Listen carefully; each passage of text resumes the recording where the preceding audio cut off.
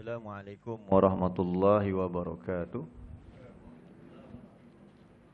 Innal hamdalillah nahmaduhu wa nasta'inuhu wa nastahdihi wa nastaghfiruh wa na'udzu billahi min shururi anfusina wa min sayyiati a'malina. May yahdihillahu fala mudhillalah wa may yudlil fala hadiyalah. Asyhadu an la ilaha illallah wahdahu la syarikalah wa asyhadu anna Muhammadan abduhu wa rasuluh. Allahumma inna nas'aluka ilman nafi'a wa rizqan tayyiba wa amalan mutaqabbala. Allahumma inna na'udzubika minal arba' min ilmin la yanfa' wa min qalbin la yakhsha' wa min nafsin la tashba' wa min du'ain la yusma'. Subhanaka la ilma lana illa ma 'allamtana innaka antal alimul hakim. Allahumma amin. Yang saya hormati dan saya muliakan Pengurusi Dewan Masjid Mutakin serta jawatan kuasa, para asatizah, ustaz-ustaz, ustazah-ustazah, tuan-tuan imam, muslimin muslimat yang dikasihi sekalian. Alhamdulillah, kita bersyukur kepada Allah Subhanahu Wa Taala. Pagi ini dapat kita menyambung lagi tadabbur kita menerusi surah Al-Fatihah pada ayat yang keempat. Jadi ayat yang keempat ini berbunyi, kita baca sama-sama. A'udzubillahi minasyaitonirrajim. Maliki yaumiddin.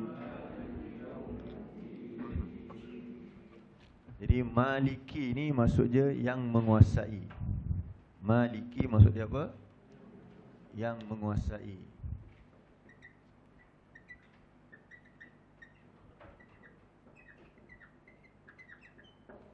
Yaumi, yaumi pada hari. Pada ni disebabkan mudhaf, mudhafun ilaih ataupun idhafah. Dalam nahwu kita sebut sebagai idhafah. Ad-din, ad-din ada maksud agama. Ad-din juga ada maksud al-jaza', iaitu pembalasan. Di ad-din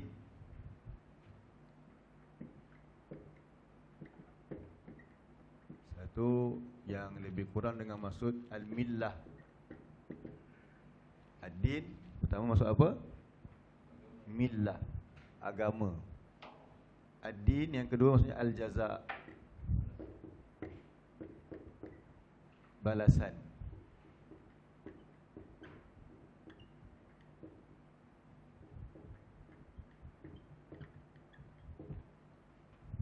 Jadi di sini maksud adil di sini adalah al-jaza', pada hari bagi pembalasan.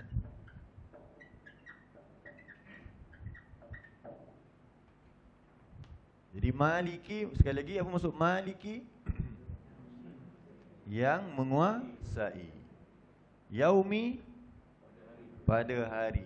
Yaumi tu hari, pada tu kita tambah sebab bila mudhaf mudhaf ilaih dia ada min fi'li.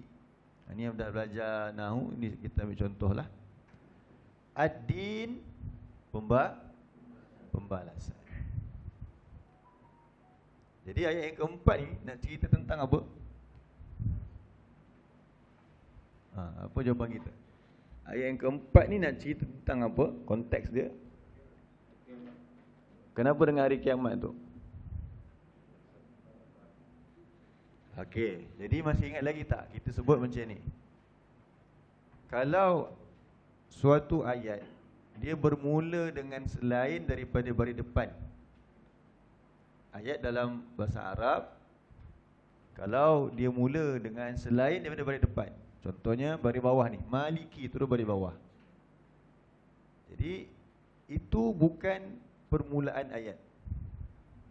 Itu bukan permulaan ayat. Ni saya cerita ringkas je, ya, untuk sekadar umum. Nanti kalau dah belajar nahwu kita nampak lebih jelas dan perbincangannya lebih detail lah. Tapi kita kata mudah, kalau mula dengan bukan baris depan, baris dhammah, itu perkataan tersebut bukan permulaan ayat. So dia bukan subjek. Senang kata bukan subjek. Kan kita nak bina ayat kena ada subjek, predikat. Bahasa Arab subjek dia kena bagi dhammah. Contohnya alhamdu bagi apa? Alhamdu. Dhammah. Jadi alhamdu ni subjek lah. Ar-Rahman ni bukan. Dia baris bawah. Kalau dia Ar-Rahmanu, kemungkinan dia subjek. Tapi masih kemungkinan. Tapi biasanya dia subjek. Maliki, bukan maliki, tapi sepatutnya maliku. Itu kalau dia permulaan ayat. Jadi kalau dia bukan beri dhammah, maksudnya ini bukan kepala ayat, bukan kepala gerabak kita kata. Sebab dalam membina ayat bahasa Arab ni dia ada dua kepala gerabak, dua depan. Sama ada fi'il ataupun isim. Dia panggil jumlah ismiyah, jumlah fi'liyah. Ni isim tapi dia bagi bawah. So bukan, ni bukan subjek. Jadi kalau dia bukan subjek, dia apa? Kita kata dia adalah kesinambungan daripada alhamdulillah juga. Jadi maliki ni dia baris bawah disebabkan Allah ni baris bawah. Tu struktur ayat dia. Jadi apa? Macam mana kita nak faham? Kita faham, sebut dengan saya sama-sama. Alhamdulillahi maliki yaumiddin. Sama macam mana? Sama macam alhamdulillahi ar-Rahmani ar-Rahim. Sebab tu masa kita bincang tentang Ar-Rahman dengan Ar-Rahim, apa dia punya perbincangan ni berkaitan dengan apa? Memang nama Allah, tapi konteks dia bincang tentang syukur. Syukur. Jadi sekarang kita sebut Malik Yaumiddin, masih lagi cerita tentang syukur. Tu kena faham gitu. Boleh faham tak? Bila kita baca tentang ayat Malik Yaumiddin, sebenarnya kita sedang apa? Sedang bersyukur. Sekarang kepada siapa pula? Kepada Allah yang menguasai hari pembalasan. Mula-mula kita bincang, kita bersyukur kepada siapa? Kepada yang mencipta dan memerintah sekalian alam. Jadi kita berhurailah. Siapa Rabbul Alamin? Apa dia ciptakan? Apa nikmat dia? Apa perkongsian nikmat yang diberikan? Kalau ada rukun, ada 4 kan? Kenal pemberi nikmat. Yang kedua, kenal nikmat. Yang ketiga, jalan kesyukuran. Yang keempat, perkongsian nikmat. Tu kita dah bincang dah. Tengok nota lama kan. Lepas tu Ar-Rahman dan Ar-Rahim, last kita bincang, itulah bulan Julai yang ujung tu, tentang Al-Quran. Dan juga apa? Daripada Ar-Rahim, taufik. Itu nikmat dia. Nah sekarang daripada Malik Yaumiddin, kita nak bincangkan siapa Malik Yaumiddin, apa nikmat Malik Yaumiddin, dan bagaimana kita bersyukur kepada Malik Yaumiddin, dan apa tanda kita berkongsi nikmat tersebut. Ada soalan tak? Boleh faham? Ke complicated?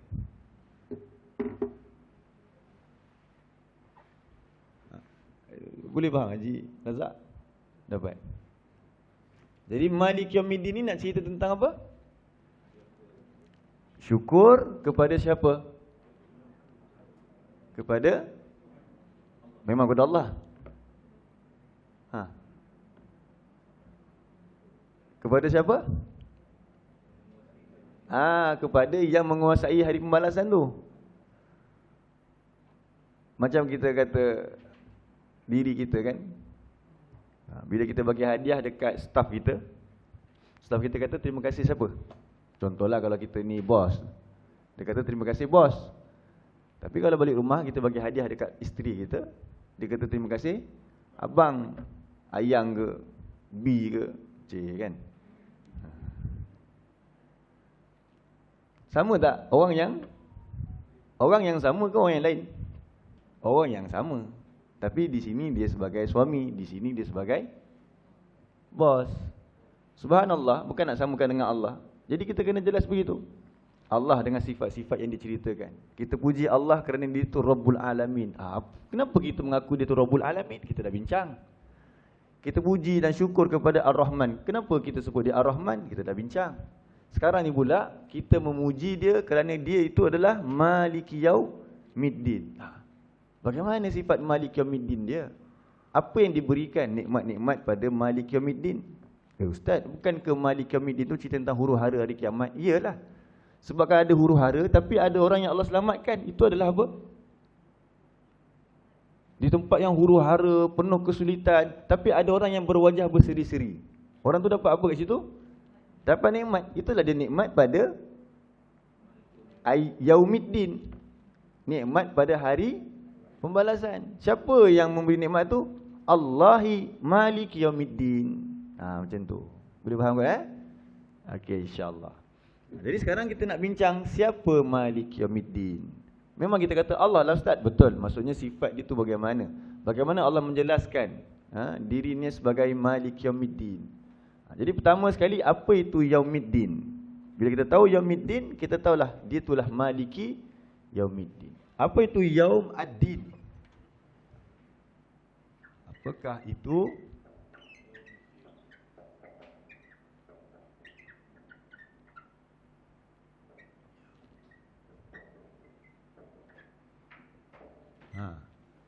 Jadi tengok surah 83 ayat 17.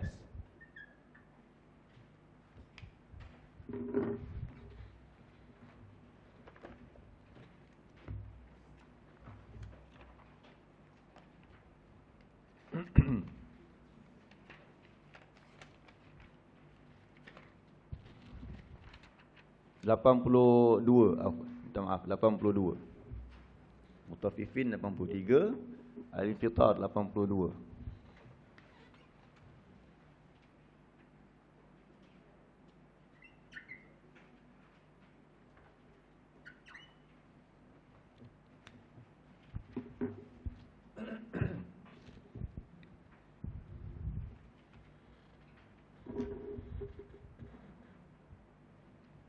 Surah 82 ayat yang ke-17, muka surat 587.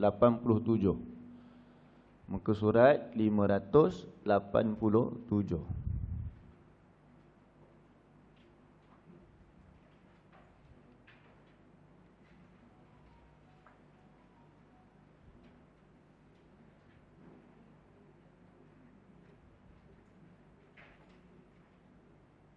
Okey, dapat jumpa? Muka surat 587 ayat yang ke-17.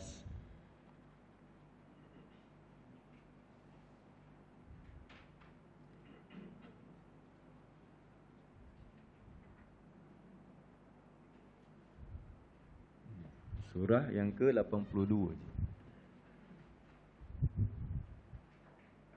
Ini surah 27. 82 belakang lagi. Haji tengok je. Tengok 69 kan? 82. Ni 79 dah dekat dah. Ni 81. 82. Macam tu. Dia tengok nombor surah kat atas. Ni 83 kan? Ni 82. Ayat 17. Ni dah. Macam tu. Haji tengok je kat sini. Ataupun nanti tengok ni muka surat kan? Kalau saya sebut muka surat, Haji boleh tengok sini.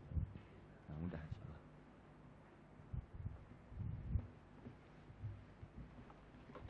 Okey. A'udzu billahi minasy syaithanir rajim. Wa ma adraka ma yaumuddin. Thumma ma adraka ma yaumuddin. Yauma la tamliku nafsun li nafsin syai'a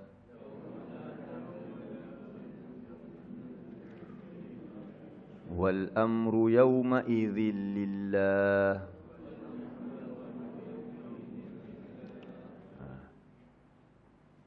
Dan apakah engkau mengetahui apakah itu hari pembalasan? Allah tanya kita. Seolah-olah macam kita baca surah Fatihah ni dah berulang-ulang kali, lepas tu kena tanya. Ji, Ustaz, Mah, siapa-siapa lah kan. Hari pembalasan tu apa dia? Jadi jawapan dia ada pada surah ni. Jadi Allah tanya sekali lagi. Tahukah kamu apakah itu hari pembalasan? Allah beritahu jawapan dia. Tak perlu kita reka-reka. Yauma la tamliku nafsun li nafsin syai'a. Itulah dia hari tiada suatu jiwa pun menguasai terhadap suatu jiwa yang lain walaupun sedikit. Jadi hari yang di mana manusia itu kuasanya hilang. Kekayaannya hilang. Dia tidak boleh nak memelihara seorang pun. Kalau orang datang minta tolong dekat dia. Hatta Nabi Muhammad sallallahu alaihi wasallam pun pesan kepada Fatimah, dia tak boleh nak tolong Fatimah di akhirat nanti. Habis syafaat, itu setelah Allah izinkan. Dan Nabi pun tak tahu dia dibenarkan ataupun tidak. Jadi semua orang tidak ada kuasa pada hari kiamat. Jadi kalau begitu, kita kena betulkan sedikit pemikiran. Kita hantar anak kita belajar tahfiz. Lepas tu kita harap supaya anak tu menjadi apa nanti di akhirat? Pemberi syafaat. Okeylah, tak apalah, harapan tu bagus, memang boleh nanti anak bagi syafaat, suami bagi syafaat. Tapi ingat, kalau Allah izinkan, jadi kita semua pun tak tahu siapa yang boleh bagi syafaat. Jadi yang salah bila kita hantar, suruh anak belajar, tapi kita tak ada buat apa-apa. Kita tak kisah, yang penting dah ada anak, dah standby. So itu cara fikir yang salah. Sebab akhirat itu ialah yauma la tamliku nafsun li nafsin syai'a. Kita tak ada kuasa sikit pun. Kalaulah tiba-tiba pahala yang kita bawa di akhirat itu Allah ambil dan bagi pada orang lain, tak boleh nak kutip balik dah. Tak ada satu pun ada orang menguasai walaupun dirinya sendiri. Wal amru, dan segala urusan pada hari itu milik siapa? Milik Allah. Jangan kata seseorang itu nak menguasai diri dia. Minta maaf, jangan kata seseorang itu nak menguasai orang lain, nak tolong orang lain. Diri dia pun dia tak mampu nak tolong. Tengok surah Yasin, surah 36.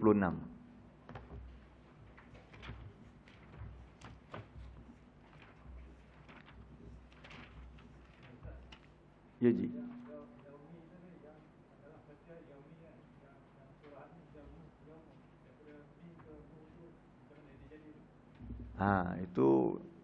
Itulah dia nahu.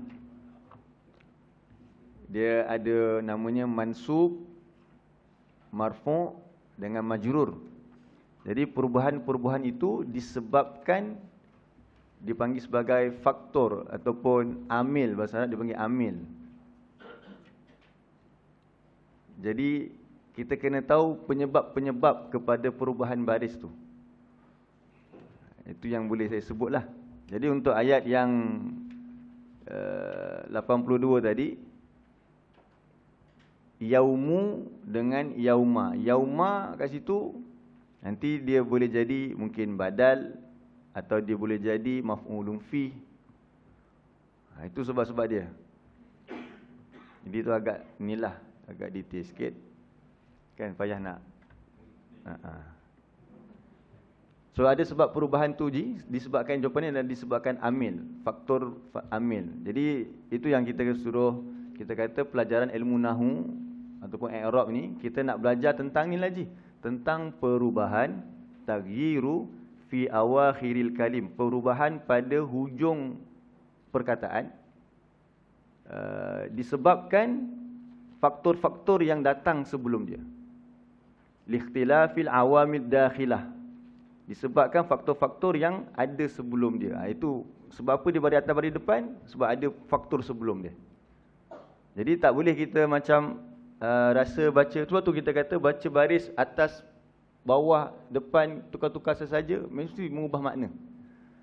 Kalau baris atas ni kadang-kadang dia jadi sebagai objek. Kalau baris depan dia jadi subjek. Subjek tu kita kata fa'il ke ataupun mubtada' ke. Jadi itu ada dia punya kesan lah perubahan baris ni. Ringkasnya begitu, Ji.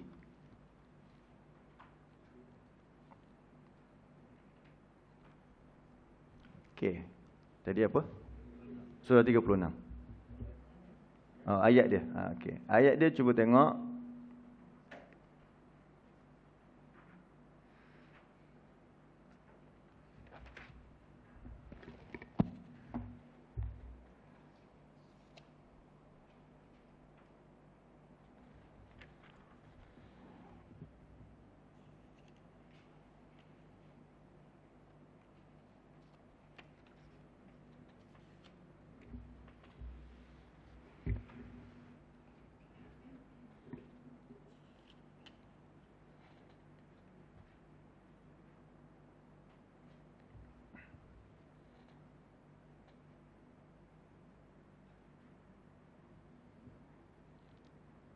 65.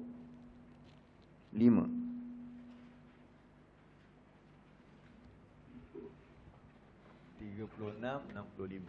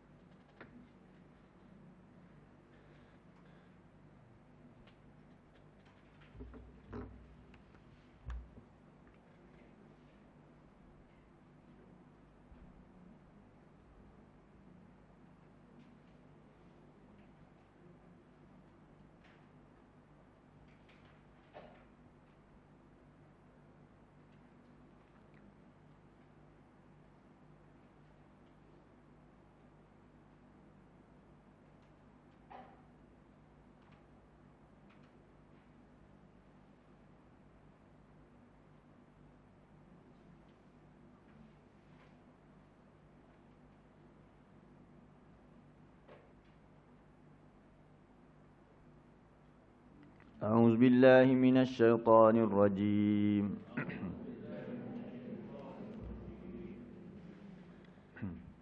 اليوم نختم على أفواههم وتكلمنا أيديهم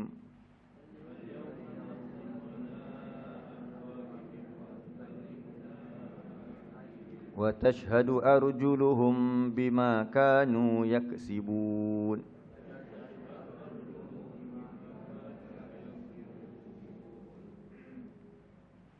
Dia Allah sebutkan di sini pada hari ini atau pada hari itu al-yaum. Balik kepada hari apa tu? Yaumuddin. Hari pembalasan itu kami tutup mulut-mulut mereka. Wa tukallimuna, dan berkata-katalah kepada kami aidihim, tangan-tangan mereka. Wa tashhadu, dan menjadi saksi arjuluhum, kaki-kaki mereka. Bima kanu yaksibun, disebabkan apa yang dahulunya mereka lakukan. Jadi itulah di hari kiamat, hari yang tidak ada seseorang menguasai orang lain, bahkan siapa orang lain itu dirinya sendiri. Sebab bila dia nak berhujah di akhirat, mulutnya ditutup. Yang berkata nanti tangannya, kakinya, dalam surah Fussilat, pendengaran dia. Tengok surah 41. Ayat 20.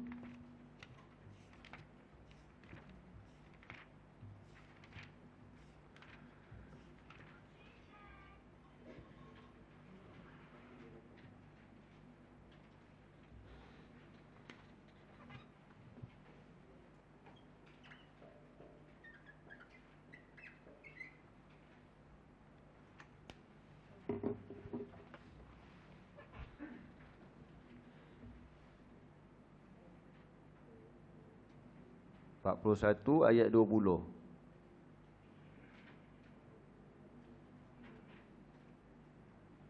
Muka surat 478.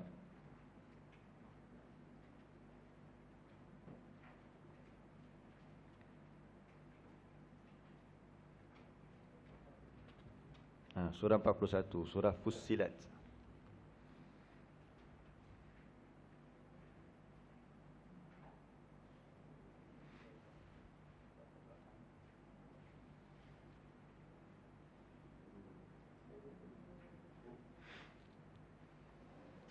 Jumpa dah?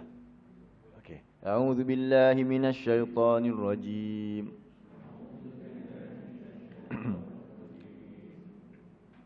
Hatta idza ma ja'uha syahida 'alaihim sam'uhum wa absaruhum wa juluduhum bima kanu ya'malun.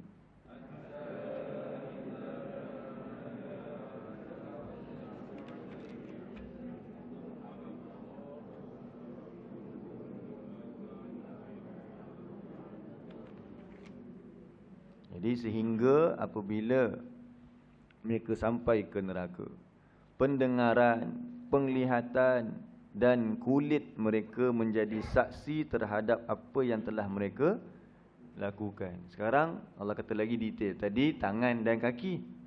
Kaki jadi saksi tangan berkata-kata. Kalau tangan yang buat, kaki yang bawa. Jadi kaki jadi saksi lah.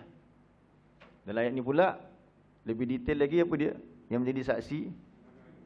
Pendengaran, penglihatan dan kulit. Apa maksud kulit? Jadi bila kata kulit, kulit ialah paling luar sekali dalam badan kita ni. Jadi seluruh lah. Kat tempat mana je tak ada kulit, semua ada kulit kat badan kita ni. Jadi maksudnya peha akan ditanya, akan jadi saksi, kemaluan jadi saksi, kaki dia menjadi saksi, mulut dia tertutup. Macam ni nak bela yang boleh nak berbohong mulut. Sebab kat dunia memang Allah jadikan dia boleh bercakap. Bima kanu ya'malun, terhadap apa yang dulunya mereka kerjakan. Jadi dia berkata kepada diri dia sendiri. Ayat yang ke-21 belakang. Wa qalu li juludihim lima syahidtum alaina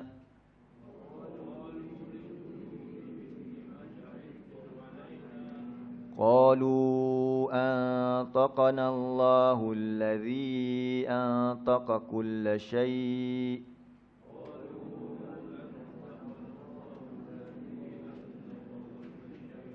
wa huwa khalaqakum awwala marratin wa ilaihi turja'un.